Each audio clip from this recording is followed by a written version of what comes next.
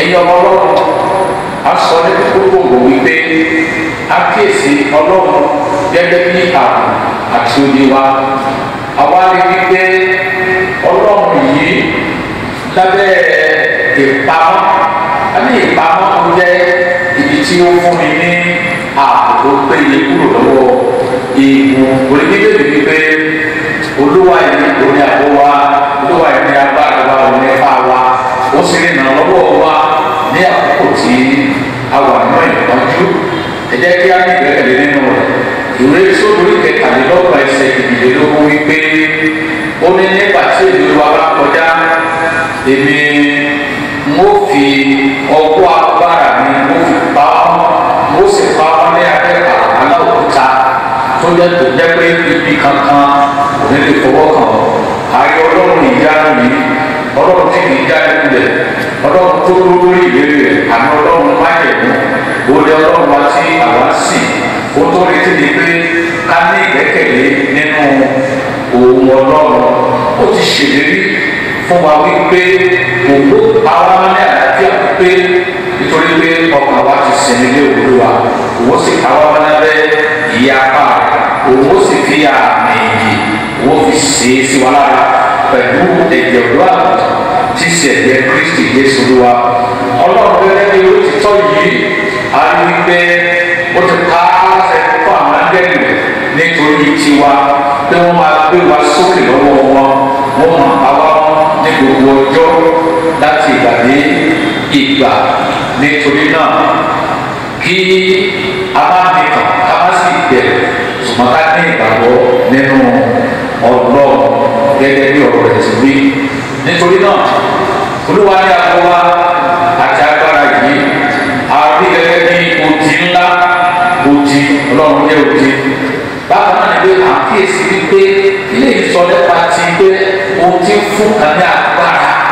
láti rí pé ibi kankan kò débi tí ènìyàn wà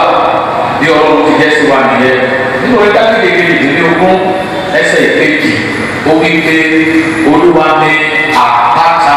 wa àti odi wa olúwa yìí sì ní olùdáàbò wa láti gbà wá nítorí asáàtì kọ́ nínú ọ̀rọ̀ lọ́rùn pé orúkọ olúwa ilé ìṣọ́ agbára ni olódodo sáwọ inú rẹ̀ ó sì là nítorí náà ìwé náà wò ní bèrè olúwa àbúrò ọjọ́ ẹ̀kọ́ yìí ó kúkú mọ àwọn tí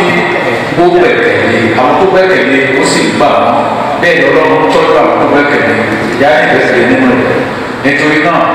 ẹ̀yin ará mi fẹ́ nínú Kristi Jésù olúwa ẹ má bẹ̀rù rárá ẹ má bẹ̀rù fún gbogbo tí ń lọ lọ́wọ́lọ́wọ́ báyìí ní àbáńlá ayé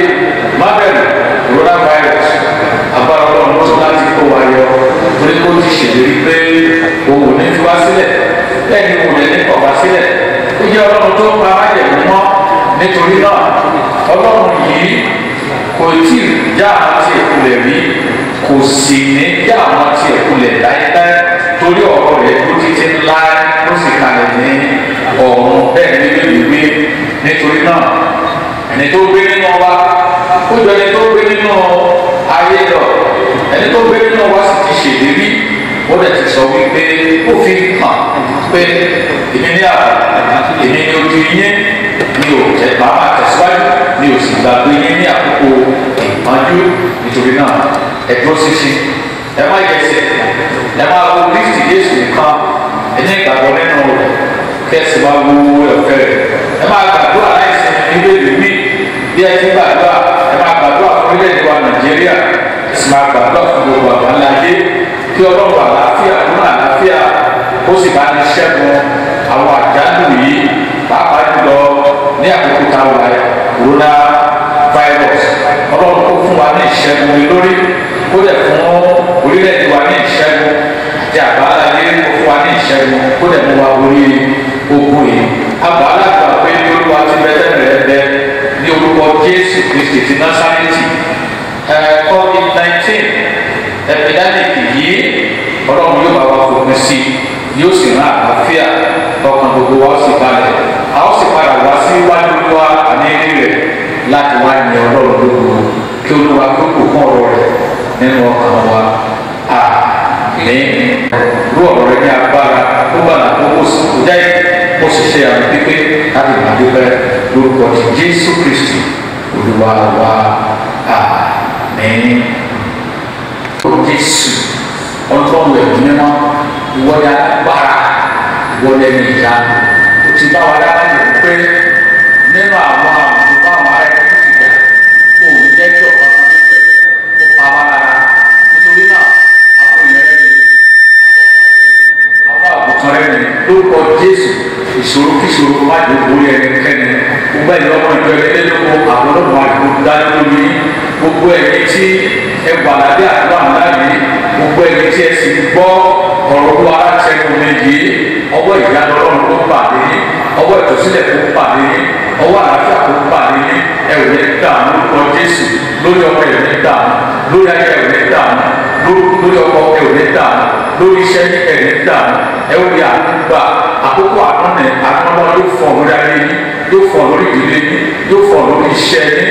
ìfọ̀kànbalẹ̀ ni yóò jẹ́ ti yín ẹ̀dọ́ ẹ máa ṣeré ẹ máa gbé lálàáfíà ní Nàìjíríà ti wà gbẹ̀dẹ̀ ti ṣeré Nàìjíríà náà yóò ṣeré àlàáfíà ọlọ́run ló máa tọ́ ilẹ̀ tó gbé gbogbo lọ́wọ́ ti ṣẹ́ nípa ti coronavirus kò ní padà gbérí mọ́ ohun gbogbo ìṣòro kí ìṣòro àìsàn káìsàn kò ní yálé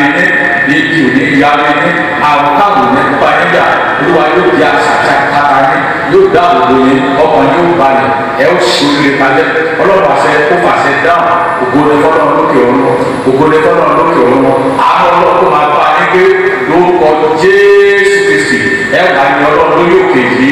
lórúkọ Jésù Kristi olúwa àti olúwa